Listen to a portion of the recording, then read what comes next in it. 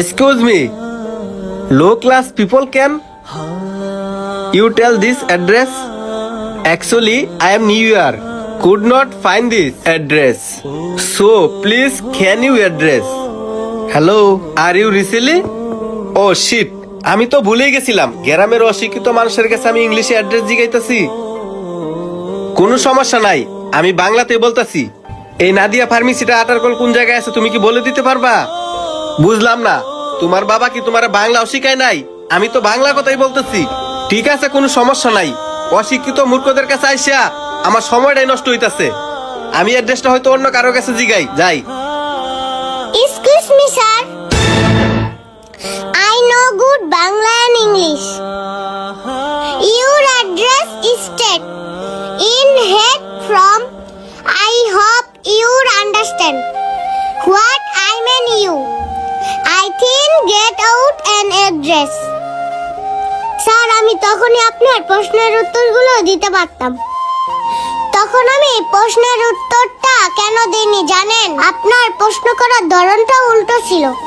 কিন্তু স্যার, আপনি আমাকে ভালোভাবে প্রশ্ন করতে পারেননি, কারণ আপনারা তো এটাই ভাবেন গরিব মানুষরা সব অশিক্ষিত হয়। স্যার, এটা একদমই না। আমার বাবা আমাকে যুদ্ধ করার মতো তৈরি করছে, যেন আপনাদের মতো কিছু মানুষকে জবাব দিতে পারি। আর এখন মনে হয় আপনি আপনার সব প্রশ্নের উত্তর পেয়ে গেছেন। ও মাই গড, তুমি ছোট থেকে আমি তোমাকে কোনো সম্মানই করি না। তুমি যে এত সুন্দর করে ইংলিশে কথা বলতে পারো এটা তো আমি বিশ্বাসই করতে পারছি না।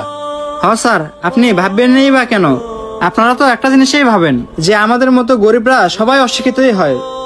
শোনেন স্যার, আপনাকে বলি কি, আপনার এই চিন্তা ভাবনা বাদ দেন।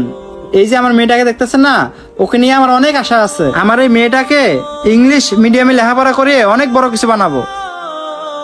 আর স্যার, একটা কথা শোনেন, ওর এই পর্যন্ত এমন কোনো ক্লাস নাই সে ক্লাসে ও 1 নাম্বার রোল না করতে পারছে। স্যার, আমরা গরিব বলে যে আমাদের সন্তানেরা লেখাপড়া করতে পারবে না, এটা কিন্তু আপনার একদমই ভুল ধারণা। আর আমরা তো মানুষ চাইলে না কি করতে পারে। শুধু আপনি আর আমি না, সকল মানুষের ইচ্ছা থাকলেই তারা তাদের মেধা দিয়ে অনেক বড় কিছু হতে পারে। হ্যাঁ, আপনি এখন এটা বলতে পারেন যে আমাদের পোশাক আশাক দেখতে তেমন একটা ভালো না, আর আমরা যে ব্যবসা বাণিজ্য করি সেটার সাথে কি আমাদের এটা মানায়? তবে স্যার, একটা কথা মাথায় রাখবেন, কর্ম তো কর্মই, কর্মকে কখনোই ছোট করে দেখবেন না। আপনিও তো একটা কর্ম করেন, হয়তোবা আপনারটা অফিসিয়াল, আর আমি ভ্যান গাড়িতে এভাবে দাঁড়িয়ে কাঁচামাল বিক্রি করি। আসলে ভাই, আমি আপনাদেরকে কি বলবো, আমি বড় লোকদের সাথে চলাফেরা করে আমিও তাদের মতো হয়ে গেছি। সত্যি কথা বলতে কি, আমি ভুলেই গেছিলাম গরিবরা মানুষ, তাদেরও ইচ্ছা শক্তি আছে।